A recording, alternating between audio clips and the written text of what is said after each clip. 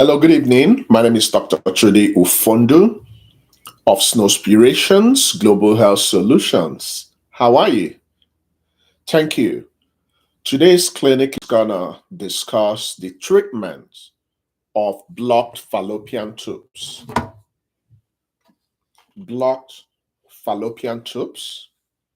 How can we treat blocked fallopian tubes?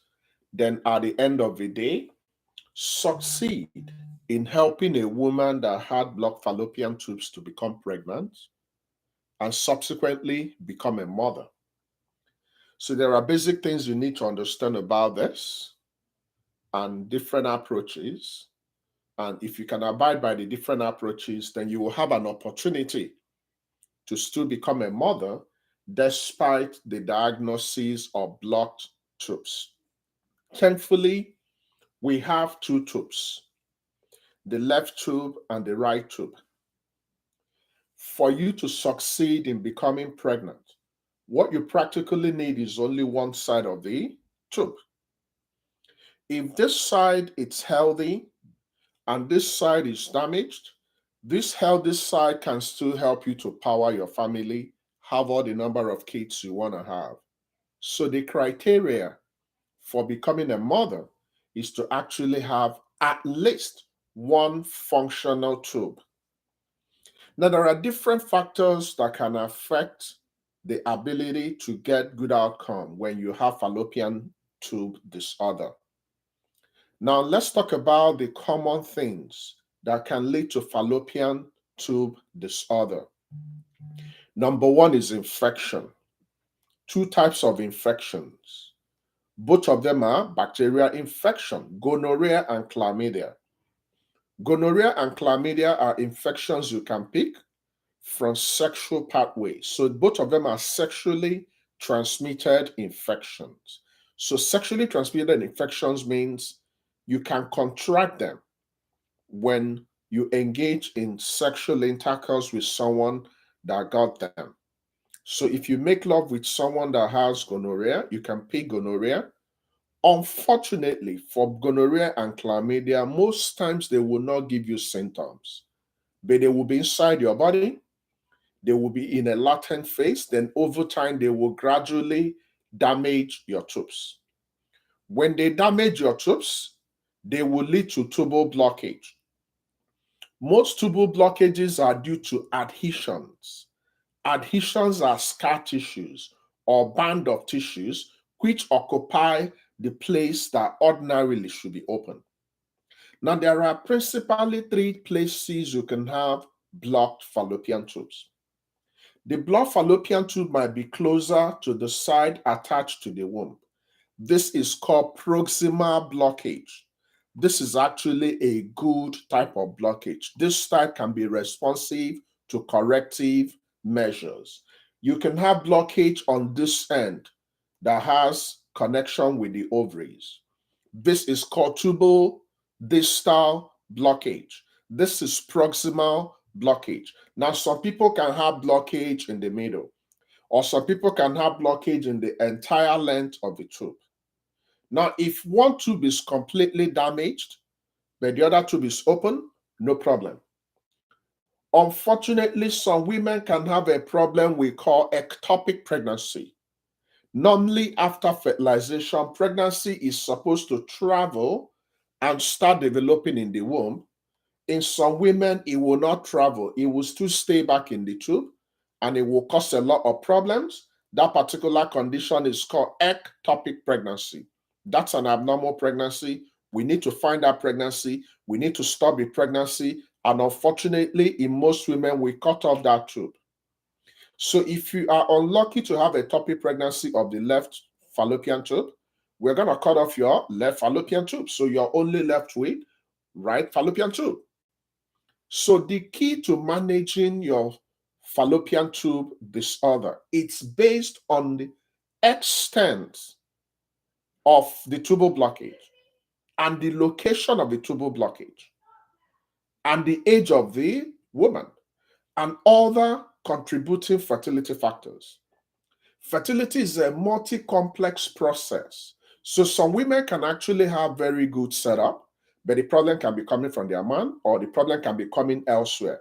So the ability to have good treatment of your tubal blockage is dependent on the type of blockage you have.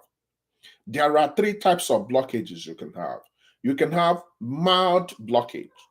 If you have mild blockage, by the fact you're presenting for fertility assessment and we send you for HSG, that HSG will inadvertently and indirectly open your tubes. So by default, women that go for HSG by default will improve their fertility because during HSG, we're going to pass some fluid through the vagina, it will pass through the cervix, get to the womb, then it will dissipate. So in course of doing that, if your blockage is minor, it will open it up. Some women can have moderate blockage. Moderate blockage of the tubes is actually the type that will benefit from tubal flushing, which we call hydrotubation or micro-invasive corrective surgery. Some centers might have the facilities to carefully go to your tube and open the tube up and remove that particular part that it's damaged. Unfortunately, when you are correcting problems in the tube, if it's not an experienced micro-invasive surgery, they can create more problems because anytime the tube is healing, it will heal with more scar tissues. So it's important to make sure you have the facilities that can handle tubal corrective surgery. Unfortunately, if you don't have access to tubal, a mother, when you have tubal blockage, is to go for in vitro fertilization, IVF. So if you don't have the facilities where we can carefully go for the corrective surgery, then the next option regarding becoming pregnant is IVF. Remember the role of your tubes. Your tubes are mechanical structures which connects the womb to the vagina and the ovaries. So if that mechanical structure is damaged, so long as we still have good eggs and we have availability of sperm, we can still get the woman pregnant outside the body of the woman, then introduce the pregnancy back into the woman. This is simply what IVF is all about. So before you start complaining about your tubal blockage, we need to know the extent. We need to know the location. Unfortunately, most women that have tubal blockage will not even show signs. The first major sign of tubal blockage is actually infertility because when you have your two tubes blocked, natural conception will not happen. So it's important we follow you individually. So anytime you're told, oh, you have tubal blockage, it's not just enough. We need to classify the type of tubal blockage. Where is the location? What about the symptomatology? What is the severity? What's the age of the woman? The older a woman is, the more difficult her natural fertility will be. So if you're in your 45 and you still want to start your family, and in course of doing your workup for fertility assessment, we discover that your tubes are blocked. We are not going to waste time to wait for natural conception to take place. We will quickly go for IVF at 45, possibly with donor egg, because at 45, the possibility you might have fewer eggs of good quality is high. So your management of tubal blockage is strongly individualized. But the fact you have tubal blockage doesn't mean you cannot still become pregnant and become a mother. What it means is you need help. Now, there are so many people that might be in our community who they've had this problem for a long time, but because of poor knowledge, because of poor attitude, because of poor practice and poor perception, they might have been going to different places, seeking solutions that are not there. When you have completely blocked tube, it's a dead end. When you are sinking, stop digging, because if your tubes are completely blocked, but they keep promising you to go here, go there, you are losing the time which should be precious to you. The life of a woman from age 35 up is very precious. If you want to start your family, every 12 months is significant in the life of a woman that wants to start her family if you're 35 years and above. So you don't have the liberty of wasting the time you don't have. You have to be decisive. You have to have smart goals. You have to have smart plans so that anything you're doing will be something that will yield a baby you need. Now, thankfully, if you're getting older, you have a huge advantage regarding having multiple pregnancy. So there are some people that might have had tubal blockage for 5 years, but when they turn a new leaf, when they increase their probability by using PPP method, by going for fertility assessment, one IVF can suddenly lead to 4, 5, 3, 2 babies. If it's your time. Now, naturally, you can still also become pregnant. Now, the problem with tubal blockage in regards to natural pregnancy is the possibility of ectopic pregnancy. You see, you can have complete blockage or partial blockage. So some women can have blockage on this side. So the sperm cannot come in. Or they can have partial blockage on this side, partial blockage on this side. If you have partial blockage on the proximal end of the tube, the sperm can come in. If you have partial blockage on the distal part of the tube, the eggs can come in. Fertilization can occur. The problem begins when the embryo is formed. If this side is now refusing to have adequate opening, pregnancy will start developing in the tube, and the tube is not structured and supported for pregnancy. When that happens, it's an acute emergency. You're likely going to bleed to death. We need to find that pregnancy and stop that pregnancy and cut off that tube to save your life. So tubal blockage is something we need to be very, very serious with. What are the preventive measures? Maintain a monogamous relationship. If you have to have polygamous relationships, that means multiple sexual partners. Protect yourself with barrier method. Barrier method of contraception is the only one that will prevent sexually transmitted infections, because when you pick sexually transmitted infections, chlamydia and gonorrhea, if we diagnose them on time, we can use 2 weeks and treat them appropriately. But the problem is, if it's poorly diagnosed or poorly treated, you might think you've treated them, but they might be in your body, damaging your body. So by the time you're ready to start your family, it would have led to pelvic inflammatory disease. Pelvic inflammatory disease is top on the list that can block your tubes. Now, some women can have endometriosis. Endometriosis is a condition where the cells, which ordinarily should be limited to your womb, are seen elsewhere. So if we have endometrial cells in the tubes, they will go there and start causing problems, start causing adhesions, and lead to tubal blockage. Now, some women can have significantly big fibroid to the extent that the size can push up and block the tubes externally. So these are the factors you should be conversant with whenever you have the tubal blockage diagnosis. But you can still become pregnant. What you need is help. Okay? All right, thank you so much. That's my quick presentation on this topic. Now, I'm going to give us an opportunity. I can see it's only COO that is in the clinic. So, COO, do you have any questions for me? Now, most important question when you have tubal problem is, after you're diagnosed with tubal blockage, do you have a good chance of becoming pregnant? The answer is yes. It's your only option of having children through IVF. No. You can only use IVF if other options failed. IVF is not the first line of action. We can only use IVF in blocked tubes if we have bilaterally completely blocked tubes. Then we begin to think outside the box. Can you have the tubes unblocked and then have artificial insemination? Yes, you can. Before we begin to think about all these options, we would have assessed your own tubal blockage individually. Now, truthfully and factually, a blocked fallopian tube is one of the most common cause of infertility in women. About 1/3 of all women out there having infertility actually have blocked tubes. Now, when we come to factual treatment, it's a complex process. Determining the best way to treat your blocked fallopian tubes is a complex problem, which will not need just a clear yes or no answer. There are so many things you need to factor in. I've already told you guys about the likely things that can cause that. Pelvic infection, keeping your mind on chlamydia and gonorrhea, endometriosis, or pelvic surgery. Anytime you're going for any surgery, it's important we have a baseline investigation. So I'm giving you an advance notice.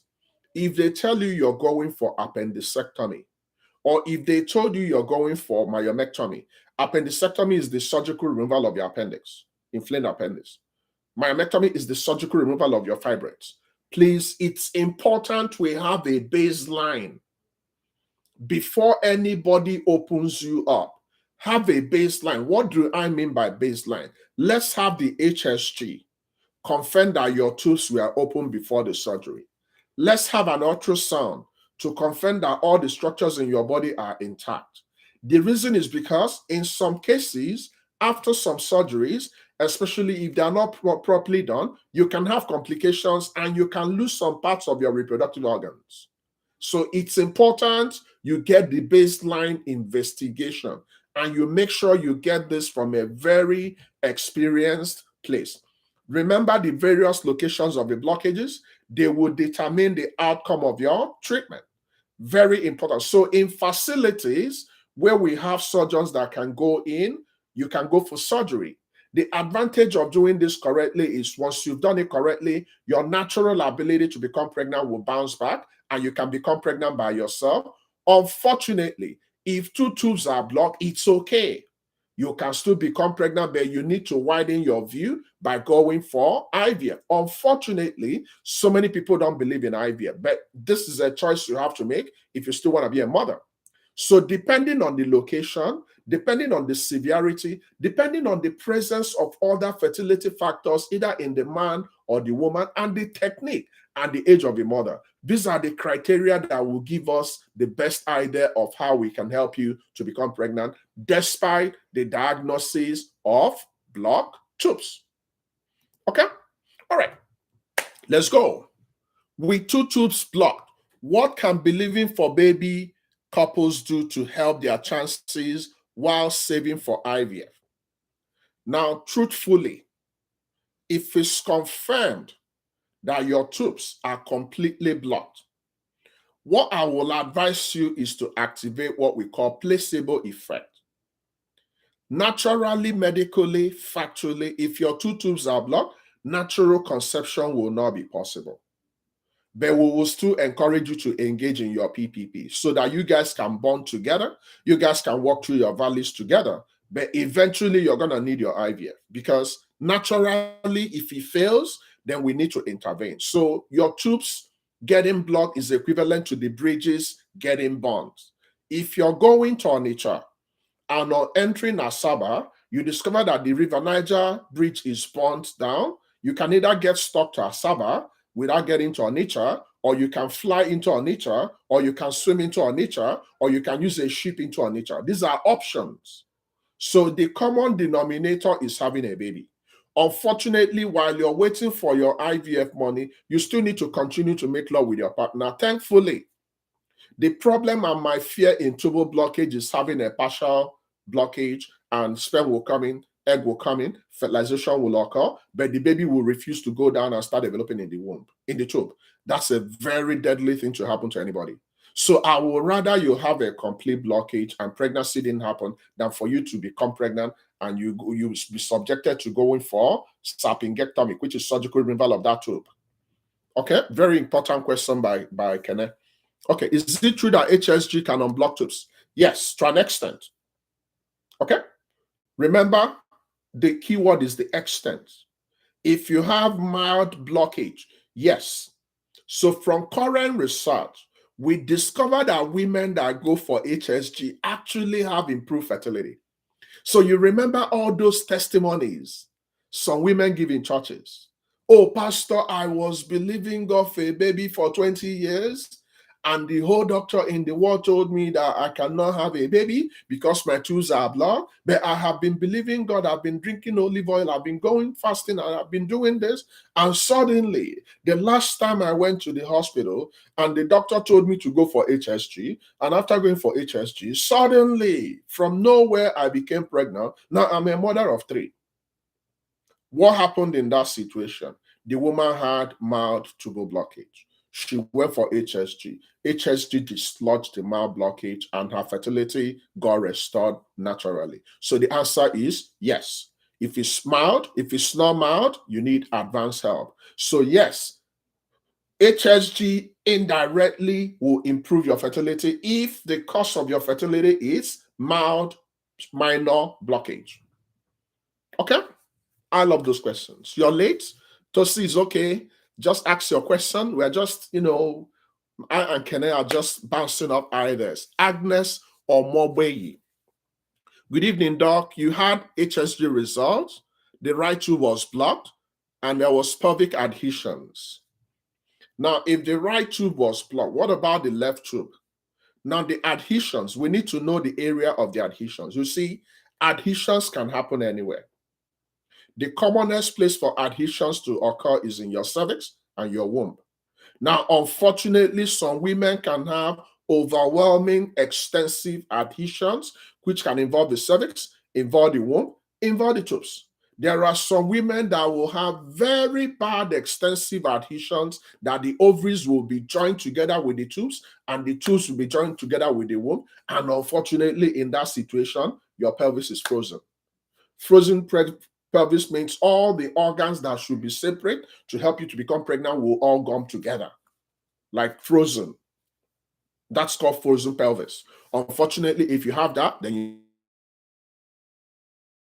you need to think outside the box. Now, what should you do? My sister, number one, who is your doctor? Have they told you the truth? Where did you run this HSG? Is it a reliable center? So I'm interested in knowing the state of the remaining tube. If the remaining tube is still healthy, then you have a chance of becoming pregnant naturally. If unfortunately the remaining tube is also damaged, and if unfortunately you have extensive adhesions, then first of all, you need to go for corrective surgery. We need to dissect those adhesions and get back your body to normal. If you don't do this, unfortunately, you cannot become pregnant. Anytime you have adhesions in any part of the body, that particular function of that body will be compromised. So if you have adhesions in the cervix, you are likely going to have what we call cervical stenosis. When you have cervical stenosis, this junction will not be open. So no matter the quantity of sperm your partner deposits in the vagina, they will not cross to, because the cervix is come together. And when the cervix is come together, sperm cannot come in. And if sperm cannot come in, pregnancy cannot happen. Okay? Is tubal blockage age-related? No. We have not discovered a concordance with age. But what we know is this. The older you are and you have tubal factor problems, the more difficult it will become. Because by default, if you're older, you have fewer eggs, quality and quantity. So if you have additional mechanical delay, then your case will be complex. But if you're younger and you still have good eggs, then you will have an opportunity of still getting good outcome. So age plays a general role in all the women, because the older you are, by default, the fewer quantity and quality eggs you have. Okay, guys, we still have 7 minutes. If you still have questions, go ahead and ask. If not, we're going to transition to our Facebook, so we can also share 30 minutes with our members in Facebook. Do we have any other questions? Now, we have a top secret, a developing breaking news in our group for the month of February. It's possible you've already entered February. So if you're in Nigeria, I think it should be 12:55, right? So some people should be snoring, but this is 6:55 in America Eastern Time. But guess what? If you have already entered February 2023, something amazing is happening in February. On the 26th, we have a mega masterclass. Mega masterclass. The masterclass is not just an ordinary masterclass. It's a super masterclass. And anytime I tell you anything about super or mega, believe me, you are gonna gain a lot. This will be the first time we will have 2 subject matter specialists, 2 fertility providers in Abuja and Lagos coming together to help our members understand what they need to do so they can end their infertility with multiple pregnancy. Admin, please capture this for me. The theme for February will be from ground zero to ground hero. From ground zero babies to many babies. So many people are going to start with nothing and they will end with 2, 3, 4, 5 in this group. What we will do in February, we have not done it before. I know you've attended previous events, but how about tapping the energy from 2 amazing guys? And thankfully, The guest presenters are also our collaborating providers in Nigeria. So after attending the event, you can be connected to them and your family journey can start. So go and put that date on hold. Make sure your partner will be in attendance, and we're going to take the word to infertility. I'm already excited. I've already told CEO that I'm so excited. So I cannot wait to pour my energy in February. It's going to be an amazing February. Okay? All right. So if we don't have any other question, then probably we're going to adjourn so we can quickly go to Facebook and address our Facebook audience. So if you wouldn't mind, once we are done with this clinic, please hop into the Facebook page and we'll continue the conversation there. So COO, once you give me a signal, we're going to take our leave and we continue in Facebook. Correct. From ground zero to many babies. You're going to be a hero. Ground zero to hero. That's going to be the theme for February. You will never be the same starting from September 2023. Your family will expand. You will blink and your boys and girls will be all over the place seeking your attention. You will live to see this testimony. God bless you guys. We can now go and transition to our Facebook. So I'll see you guys shortly. Thank you for coming. Bye-bye for now.